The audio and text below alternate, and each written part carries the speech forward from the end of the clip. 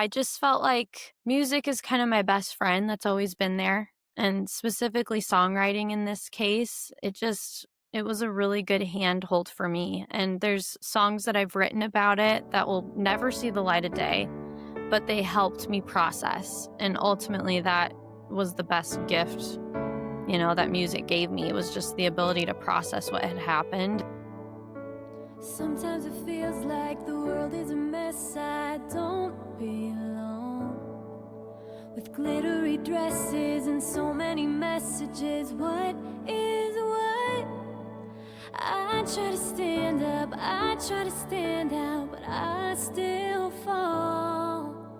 Then I remember one simple lesson that changed it all. Shine the way you were made to shine, and try to be one who doesn't hide, because I know what's right. I can be that light.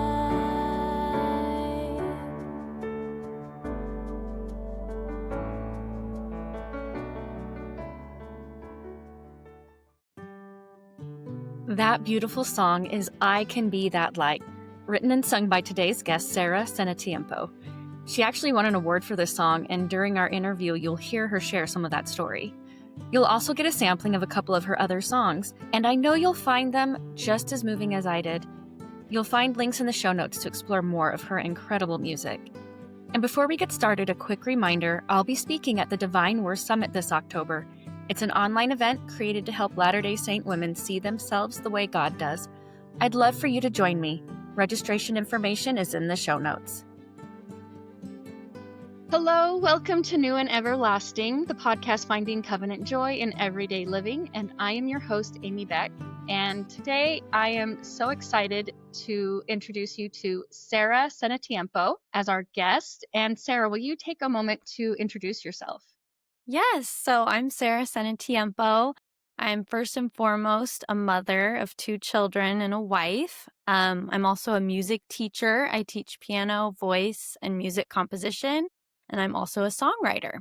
That is so fantastic. So I believe from the information I read about you, I really loved the idea that you were weaving together about your career and covenant joy, or just like your covenants, like how intricately intertwined those are. Will you just start off with elaborating on that?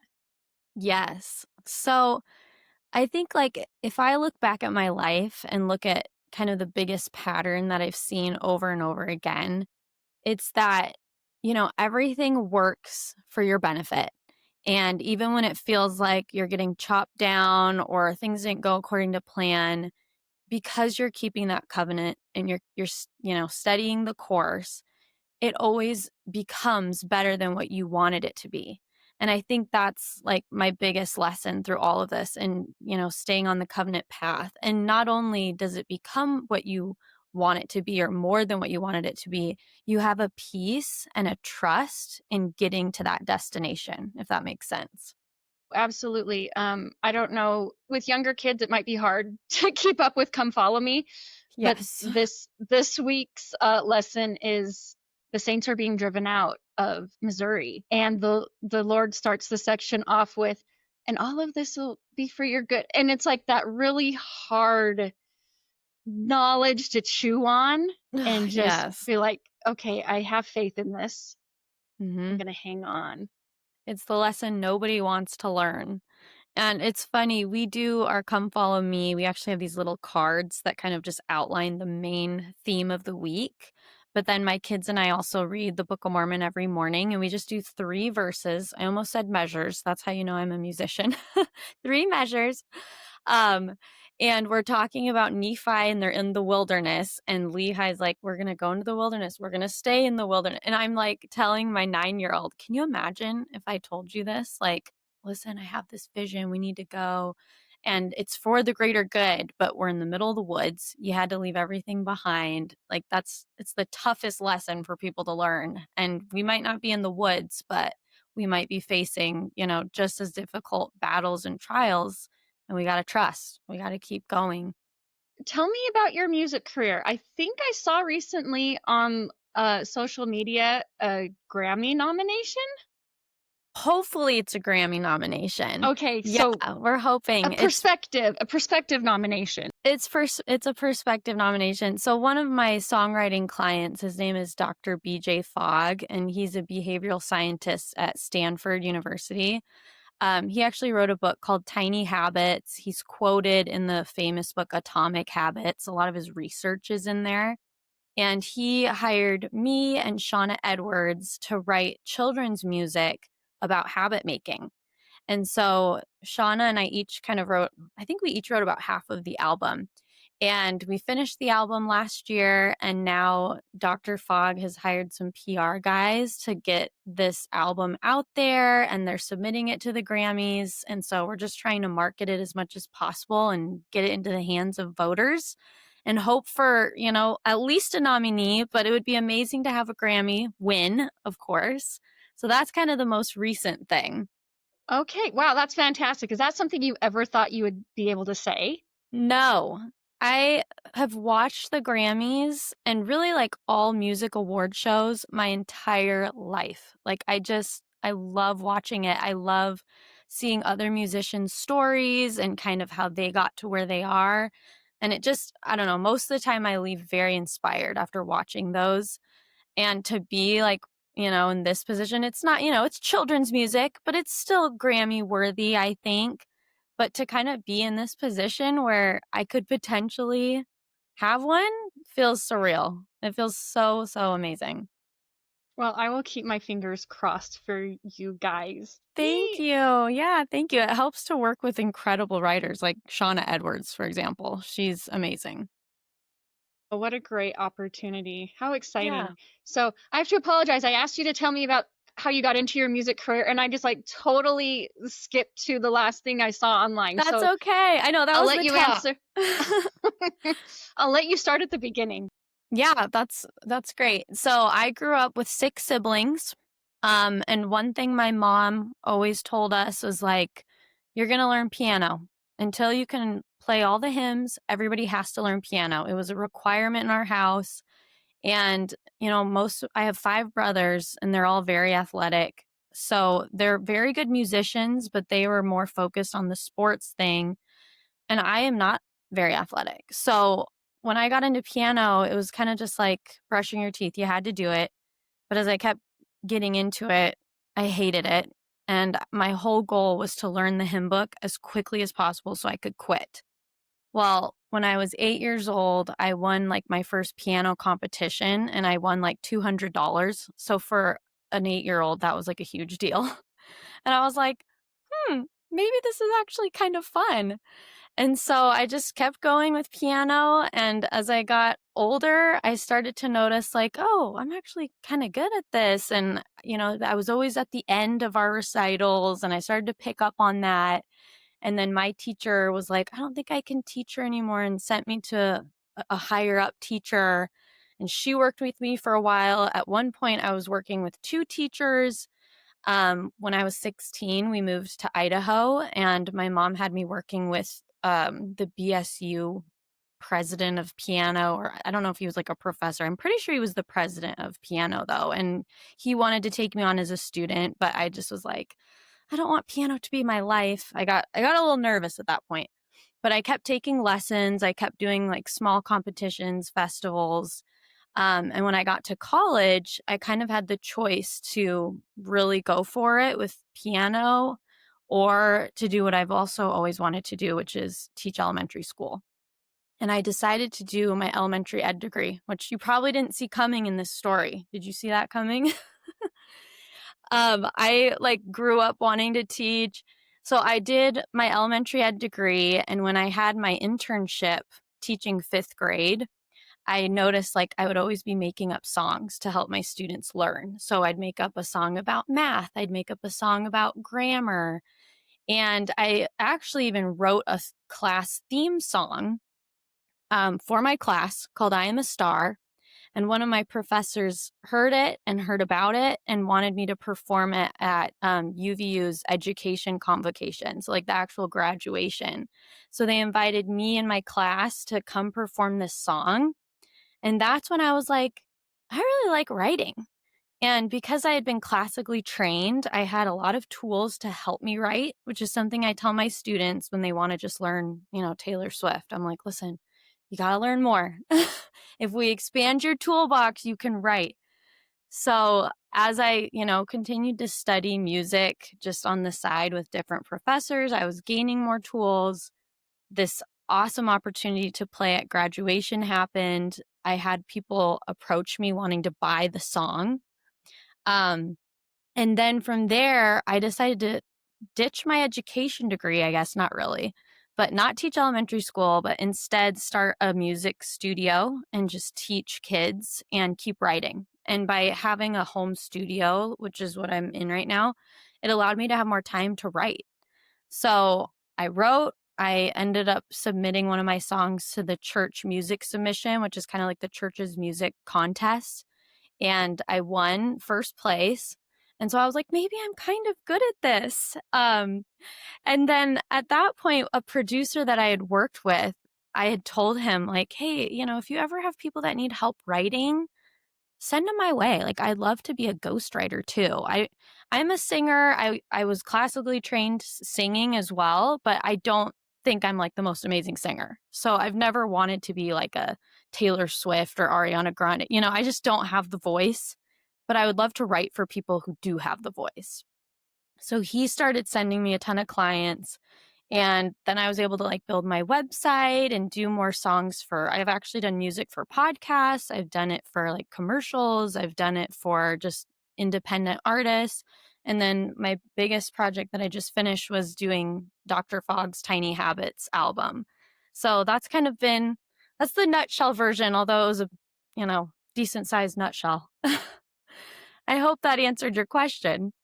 Absolutely. I love your humility because you're Thank like, you. oh, I'm 8 years old and I won $200. Maybe I'm good at this. I'm, I wrote this song for my fifth graders, but I got asked to play at a university ceremony. Maybe I'm good at this. Well, it does feel that way. Like it's so interesting, and maybe you feel this way with, your passions, but music is just, it's so fun for me that it never feels like hard or like work. So when I just come up with this cute little song and they want to perform it, I'm like, whoa, really? Like, are you sure? Like, is it that good? It's so weird in some ways because it's just something I love to do. That is so amazing. I actually was able to, I did an interview recently it's part of another event in October, but it was all about how we doubt ourselves and overcoming that. And Yes.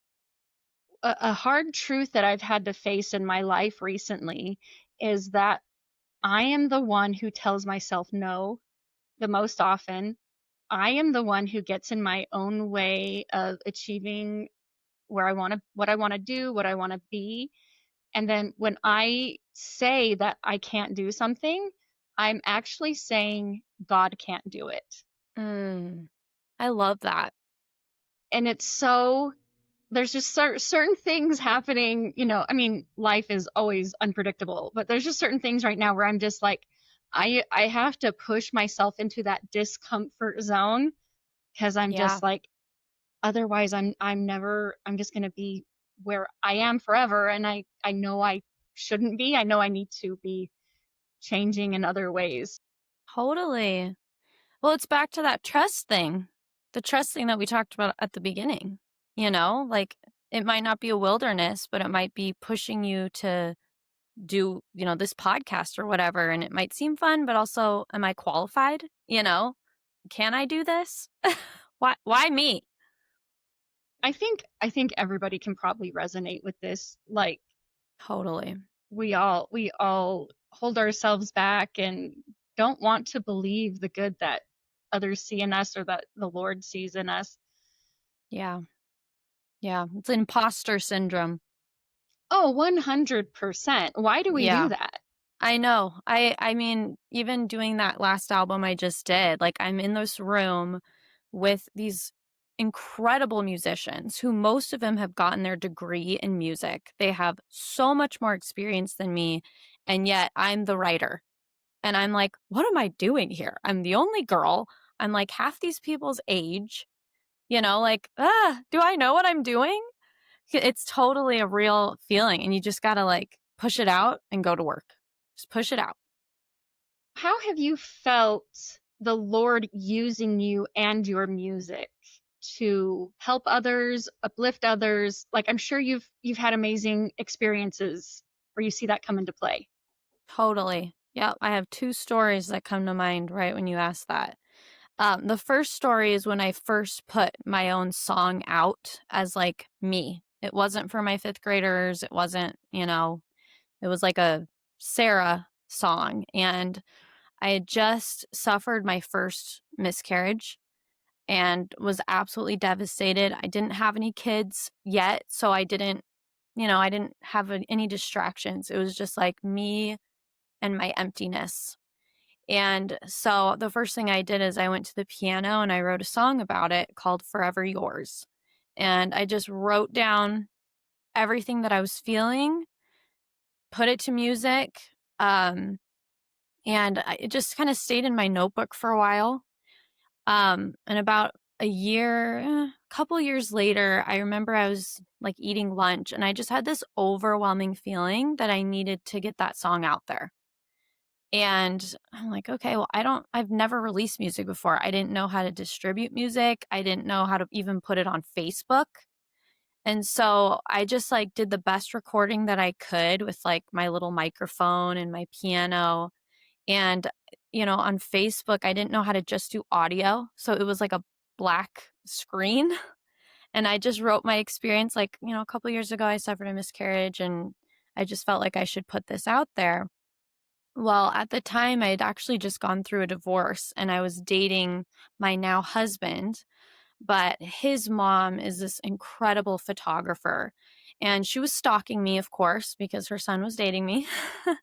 And she ran into that and she called my now husband and was like, "Hey, talk to me about this song that Sarah put out. Like, what is this?" And long story short, she was like, "We need to do a project with this. I want to interview people who have gone through this. Let's make this like a video. Let's make this a passion project. Let's get this song recorded in a studio." So I went back to my studio in Utah, got it professionally done. And then she put together this beautiful tribute. She had so many women come, and I mean, we can put a YouTube link on your podcast if you want, but it's just women holding signs of things that they have been through in pregnancy loss. And we shared it, and it got like thousands and thousands and thousands of views on Facebook. And I had so many people reaching out, like, "Thank you so much. Like, I have wanted to listen to something that would help me through this. Thank you for the validation. Thank you for putting this into words." When you feel that soft, warm breeze on a chilly day, when you see that stranger smile in a thoughtful way, when the rainbow peaks after the storm, you know it's me. Oh, it's me. I'm forever yours.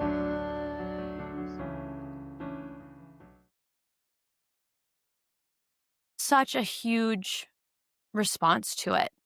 I think it helped the women who were in it. We had a balloon release when the video was launched. It helped my mother-in-law and I bond. But just all in all, it's one that to this day, I still get people telling me that song was so special. I just had a meeting with actually it was a Steinway. I don't know what her actual role is, but she works at a Steinway store. And she was looking at my profile for some stuff and she talked about Forever Yours. She was like, "I feel like you wrote that for me."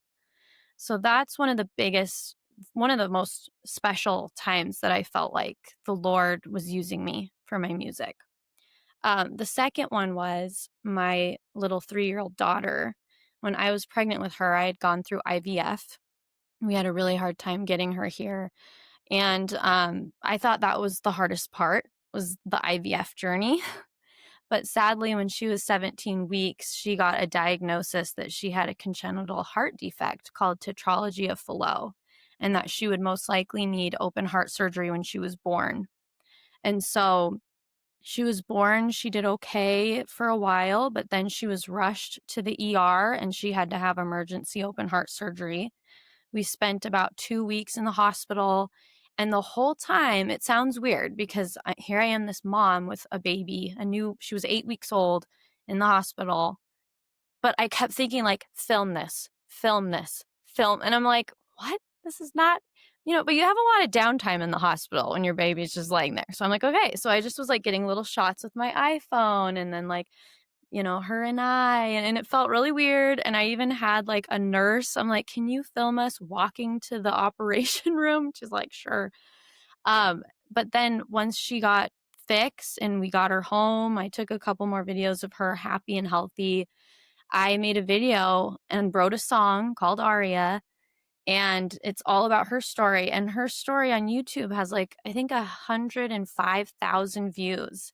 And again, it was one of those things where people were like, I needed to see this. I needed hope. It was such a huge outreach and a connection with so many people. You shine bright like a star. Hold the light when darkness surrounds you. Twinkling high in the sky. Higher each night.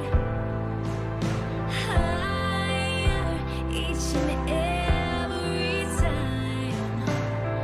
You don't let what's broken define you. You make beautiful art from your scars.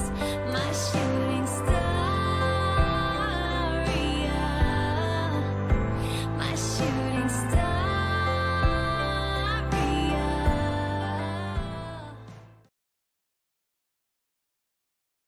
I think that I have so many more stories like that. Those are my personal ones, but working with other artists on other projects, whether it be for weddings, funerals, loved ones, I cannot tell you how much I feel God in my heart, in my hand, writing words. It's insane. Like, it's the closest connection to Him that I feel is through my music. It's so special, and that's why it's always so surprising to me when it does well, because I really don't feel like it's me. It never feels like I'm the one writing it. What strikes me about your stories is that you are so willing to be vulnerable and share your deepest hurts, your deepest pains, but simultaneously, you're also sharing your beautiful music. Thank you. And I just think that that's just so poignant. Thank you. I think that's where the best music comes, is from pain, from vulnerability. Well, I had, browsed through some of your stuff on YouTube, and it was Aria, right? Yes. That video, and oh my goodness, I'm going to warn listeners that if they click that link and hop over there, you will be touched, you will be moved. Thank And you. it is so beautiful. Thank you. Yeah, she's my little warrior. And she's doing well now? She's great. She has another open heart surgery that she's going to need in a couple months. She's 3 years old, so we're not looking forward to that, but that should be her last one. She's so brave. She's so strong. And she's a fighter for sure. So what are your goals? Like, where do you want your music career to go? Like, what's the dream? Yeah, that's a good question. Honestly, the dream is what I'm doing. Like, I love what I do. There's times when I'm like, is this it? Like, am I done? Like this album that I just finished. I'm like, that was a huge project. Is that going to lead anywhere? Or was that kind of like the gold pot at the end of the rainbow, you know? But I've learned it goes back to what we talked about. We're just trusting the story. We're trusting the next chapter. When I've had, quieter months and not as many projects going on, my kids have needed me more. My calling, I'm actually a young women's president. My calling has heated up. And so I'm like kind of grateful. And then when those kind of, die down a little bit, all of a sudden I get a really cool project. It's not that I don't push or put myself out there for projects or trying to get clients. I'm always trying to do that. But I really trust Heavenly Father with like, it will fall on my lap when it's supposed to. It'll come when it's supposed to. I actually just had another musician just reach out to me last month saying, "Hey, do you want to write a song together?" And it was like the perfect timing. I'm like, "Yes, let's do it." And we've been doing it and we're almost done and we're working on a music video for it. So that's the dream, to just keep doing it, keep making stuff as we go through life over here. So, what kind of genres does your music encompass? Clearly, you've Mhm. got the children's down, and you've got some gospel, very heartfelt. But what else do you Yes. like to write in? I really like pop. I really do. I've got singer-songwriter. I don't really have a specific bubble. There's stuff that I don't do. I could write country. I could maybe try to do a country accent, but I don't consider myself a country artist. Um, Despite my husband's love for rock and roll, I'm not a rock person. I have had a rapper in my children's music, it was appropriate.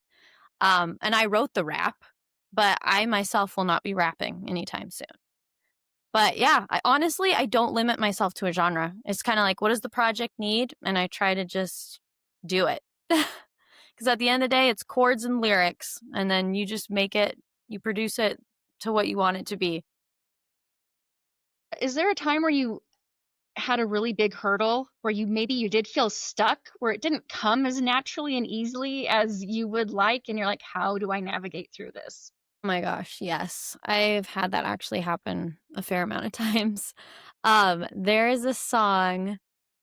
Well, this happened in 2 times on the album, but there's a children's song called Twilight on this new album. The album's called Habit Songs for Kids, by the way, for anybody who wants to listen to it. It's called Twilight.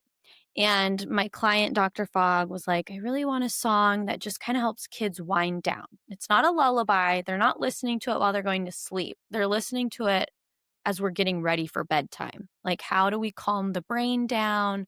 How do we calm the body down? Just kind of getting to that relax mode. We're not worrying about anything. And so I probably have like 6 pages in my notebook of like different ideas, and just could not think of something. I'd send it to him. He's like, it sounds too much like a lullaby. Send him a different one. No, this is too upbeat. Send a different one. I don't really like the words. And I was like, oh my gosh. And I think for me, when I start focusing too much on what does he want, what does my client want, I lose my artistic ability a little bit. So I had to tell myself, I'm like, you know what? I'm going to take him out of the picture and I'm just going to write it as if I was writing it for my own kids. Like, what would I do? Okay, well, I love metaphors. So I'm like, nature. What's a nature thing? And so I'm like going on Google, like, give me nature metaphors. And I thought I saw Twilight. And I'm like, ooh, Twilight. That's like when the sun's down, right? But you still have kind of the glow. I'm like, this is good. So I started kind of writing this Twilight song. And I was like, we're not thinking about the client. We're just thinking about our kids here. And it just kind of flowed out. But this is after like 2 or 3 weeks of drafting. And sure enough, I sent it and he was like, this is it. I love it. So that was a big one of just, you just get writer's block sometimes. It helps to look at artwork, listen to poetry, listen to books, just anything that can give your imagination ideas. But writer's block is a real thing. So, what if somebody listening has this long burning dream to start a music career or start, be, you know, becoming a singer songwriter for other artists? What advice would you give them? Yeah, that's a great question. I teach a lot of high schoolers that have this dream. So I have an answer for you. The biggest thing that I think for step 1 is learn the piano. Guitar's great too. I think piano has more variety. You can do more with it, but learn the piano, learn your chords, listen to other songs and try to figure out the chord progressions. Because the more you can play on the piano, the more you can create. And that's where I credit a lot to my classical training. I'm not, you know, using Mozart in my original songs, but the music ideas that Mozart created, I'm able to kind of use or twist and make my own. So that's what I would say is start there and then any kind of voice lessons you can get. I think even if you're born a good singer, there's so many tools and techniques out there that help you grow stronger. And then third would just be like write from your heart and learn basic formatting for songs. I've had a lot of new people come to me for songwriting help and it just kind of is this long like line of just word. I'm like, "Okay, let's learn what a verse is. Let's learn what a chorus is. Let's learn about like, what makes it catchy." Um so yeah, I think those would be my things is learn an instrument. I recommend piano, get some voice help if you can, and then learn about the songwriting format and write from your heart. I'm kind of curious about, you mentioned Boise State. So, Yeah. how long did you live in Idaho? So I moved there when I was 16. I only lived there for 2 years. My parents still live in Eagle. But yeah, it was just when I was in high school there, I would go his name was Del Parkinson, and I would go to his office at BSU and just take my piano lesson and then leave. But yeah, I never went to BSU, but I went there for piano. Idaho's great. I love visiting. Do you get to come up a lot? Yeah, since a lot of my family still lives there. So we actually were just there for my littlest brother's wedding reception. And every time I visit, I'm like, why do I live in a desert? I need to live here. Why do I live where there's rocks and dust? I need grass. You're like, I need some color. My son is serving a mission in Southern California, and whenever we do our video calls, he's like, it's so green. Yes, I know. It's true. You don't know what you got till it's gone. It's a true thing. We have turf in our backyard. Turf. My kids don't even know what real grass is. They've barely seen snow. It's really sad. No immediate prospects of migrating to an area with four seasons anytime soon. I mean, I would love to, but since I am divorced, my oldest guy's dad lives here. So until he's 18, I can't move anywhere, not yet. So, but one day I want to. A couple of my music friends want me to move to Utah, but I would pick Idaho first. I might be biased, but yeah, I like Idaho. Yeah. Um, so that's another thing that is a huge painful experience that I know people have gone through is a divorce. Hmm. I mean, you've mentioned music with your miscarriage and your daughter's heart issues. How did Hmm. music help you get through that particular challenge? That's a good question, and I have an interesting answer. Um, I mean, for sure, when I got divorced, since songwriting is kind of my journal, there was a lot of songs there. There was songs when I started dating again and kind of going through that fun phase, but there was also songs from the heartache and the grief. You have these expectations when you get married, and I was married in the temple and, waited for what I thought was the right guy, and paths went different ways. And I don't know, I just felt like music is kind of my best friend that's always been there. And specifically songwriting in this case, it was a really good handhold for me. And there's songs that I've written about it that will never see the light of day, but they helped me process. And ultimately that was the best gift, that music gave me. It was just the ability to process what had happened. And yeah, that's that. I love that Heavenly Father speaks to us in our language. Hmm. like for you, it is definitely music, not Yes. only for your own comfort and well being, but how you can bless others with it too. Yes. Yes. 100%. I tell my students that all the time. I'm like, when you don't want to practice piano, when it stinks, I cannot testify enough the gift music is for others along with yourself. I think I mentioned it before, but like some of my coolest experiences has been playing at funerals for people I don't know. And they'll tell me things like, this was their favorite primary song. Can you make an arrangement out of it? And I'm like, sure. And I just feel, I don't know how to describe it, just this spirit of this person that I never knew, that I never met. But by learning their favorite primary song and creating this arrangement, like I can just feel kind of who they were. And it's happened a few times where I didn't know the person. I make the arrangement, I play it at the funeral, and there are talks given, or people come up to me that are like, "Did you know that this person loved, this particular song and somehow that was intertwined in my arrangement." Like little things like that I would have never put together because I didn't know this person. And yet the music, that person was there. That person was in the arrangement. It's really powerful.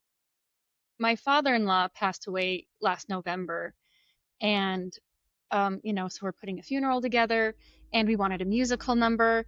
And a few of us in the family could have done it, but we're like, we are not in a situation to rehearse, prepare. We've, emotionally, we're busy doing a lot of other things right now. I asked one friend because she knows everybody in Nampa, I swear. And I said, will you help me find somebody to do a musical number? And she Yeah. did. And in fact, her name is also Sarah. And she was one of my earlier episodes. It was a Oh. while ago, but she shared a story in her interview that she was a convert. And for some reason, her family just didn't do funerals. They Hmm. just got cremated, and they didn't, Interesting. really have that closure. And so she's saying, consider the lilies. At my father in law's funeral, she didn't know us. She'd never met anybody in our family before.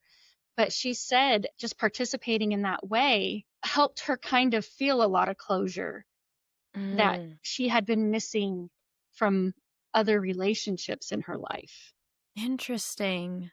That's really powerful. It's a weird, I don't like, this goal sounds really weird. So I'm sorry if you can edit this out if you need to. But I have this weird, I'm not even going to call it a goal because it sounds bad, but this thing where I'm like, I want to attend at least one funeral each year because I think every time I go, it just brings perspective. And I feel like you feel closer to God. You remember what's important. Music at funerals are more powerful. People's best traits come out. You remember this incredible person. You learn about this person, whether or not you knew them. There's always stuff that comes out there like, oh, really? I didn't know grandma did that.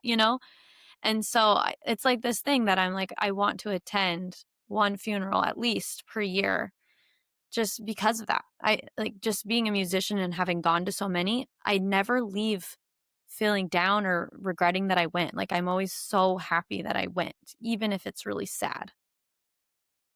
So in our community last week, there was actually a death, an accidental death of a woman who had been in our ward. And the only reason she's not in our ward is because they split the ward boundaries. Mm. Um, but it rocked our community, and I went to her services on Friday. And you're right, it made me think a lot. She was my age, Oh, you know, it's so and sad. overall, it was beautiful and uplifting to Mhm. see how her family honored her and all the people that were there to express their love and the support. But it made me think, what do I want people to say about me when Yeah. I leave this life?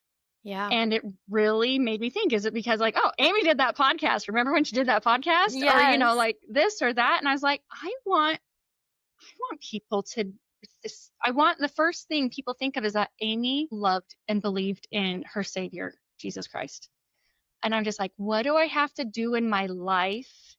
Like what corrections or adjustments or what have you do I need to do so that that's like what people know about me? Yeah, to be known for that. Yeah, I know. It definitely that's the perspective that it brings though. Like what do I want to be known for? What legacy am I leaving behind? You know? Have I done any good in the world today? Absolutely. Well, it was actually a very interesting weekend because a funeral service on Friday, and then I went down to Utah. Saturday morning, there was a baby blessing for my great Wow. niece, and Interesting, then yeah. just a couple hours after that was a wedding for another niece. You And had like all so these events, all these milestone moments. precisely, and I was just like, I kind of thought of it like there's this trifecta of milestones of the plan of salvation. Because Hmm. here we have brand new little baby. It's only a few months old, and my young nephew and his wife, they're just Yes. starting out, and they're just like the happiest parents with this beautiful baby. And then my niece, who she and her new husband starting their eternal family, and kind of the obstacles that they had to work through to start their life together. Yeah. And it just made me think, through all the ups and downs, we really have to remember the end. Yes. Absolutely. What is so ironic about life is that we know how it ends. We Yes. just have no idea what's happening between now and then. And that's where that trust comes in. You know, it's funny that we're talking about funerals. The song that I'm working on that I told you we're like in video, we're talking to videographers right now is actually called Heaven is Near. And it's I wanted to do, speaking to what you just said, I feel like in my life I've had a couple tragic unexpected deaths in the past couple years, just completely unexpected young people. Um and as adults, it's hard, it hurts, it's not fair. And a lot of times we can read scriptures or find music that kind of soothes us. But what song is out there for a child to help them process? And I was thinking about that, when I actually had a young woman of mine pass away last year, and totally unexpected. It was a terrible accident. She has younger siblings. And I'm like, what do you sing at home? What do you sing at primary when you're trying to process this and you're 5 years old? And then the other tragic death was my baby niece. And I have other nieces and nephews that are young. And what are they singing at primary when they're learning about the plan of salvation? We know we'll see Jesus again. Do we talk about where our loved one went? And it's been a really interesting process to write about this kind of from the perspective of a child. But I got the lyrics down. I actually am working on this one with Shauna Edwards, and I'm really excited about it. And I'm really hopeful that it can help children and it can help families.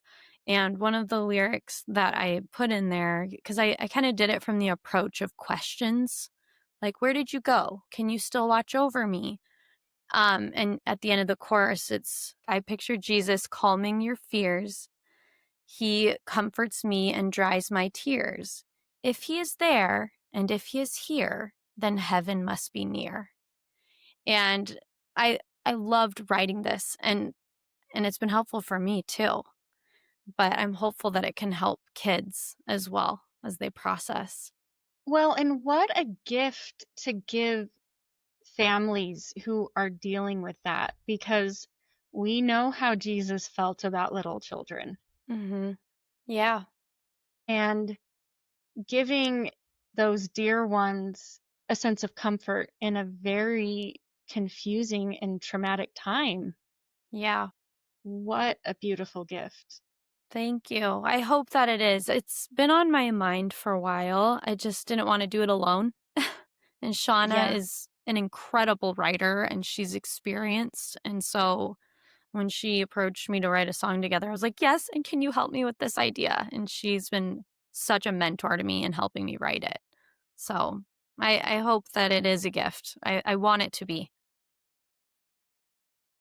So, Sarah, I have just enjoyed talking with you and just learning about the places you've been, not physically, but Yeah, the places you've been emotionally, and how you, like I mentioned earlier, how you've used some of these trials coupled with your beautiful gifts thank to you. create what's my legacy gonna be. What's awesome about you is you can just go on YouTube and search you and it's all there. So where can listeners find your music? First off, thank you. Thank you for your compliment. I really appreciate it, Amy, and I love having this opportunity to talk with you. Thank you. I am on all streaming platforms: Spotify, Apple Music, Amazon Music, YouTube Music. I do have a couple music videos on YouTube, hopefully, more to come. They're hard to make. People don't always know that. They take a long time. So sorry for not having more, but there are a few on there. I always wrap up my interviews by asking my guests what covenant joy means to them and how do they find covenant joy in everyday living? So I thought about this question, and the answer that comes to mind for me, and it's one of my life mantras, but as I continue to have this relationship with my Savior and with my Heavenly Father, I always have this come to mind. I trust the next chapter of my life because I know the author. And maybe you've heard that quote before. But that oh, no? Yeah, that No, is, that's my favorite, and that is what covenant joy is for me. It's knowing that I can trust the next chapter of my life because I know the author. that is so beautiful. Thank you so much for sharing that. And again, your time. I'm so excited to like put links in the show notes and when on my social media posts so just other people can hear just the delightful that seems so Thank you. incomplete to say they're just delightful songs, but they will hear you Thank and you. hear your testimony. And I know not all of like your Dr. Fogg's album, those aren't Christian, those aren't Jesus songs, No, they're but not. but though you absolutely had to have, like when you said you wrote Twilight, you had to have some kind of in tune. You had to be Oh, in 100%. tune. Yes, guidance. Hmm. That opportunity was a huge opportunity for me. It was one of the biggest opportunities I've had. So I was on my knees a lot during that album because I didn't want to mess it up. So yeah, thank you. What a gift to spend time with Sara Cenatiempo today. Her faith and her music are such a reminder that the Lord can use even our hardest chapters to bring light to others. If this episode uplifted you, please share it with a friend and leave a quick rating or review. It really helps more listeners discover the show. And don't forget, the Divine Worth Summit is coming in October, and you'll find the link to register right in the show notes. Thanks so much for listening, and I'll see you next time. God is good All the time. all the time. God is good.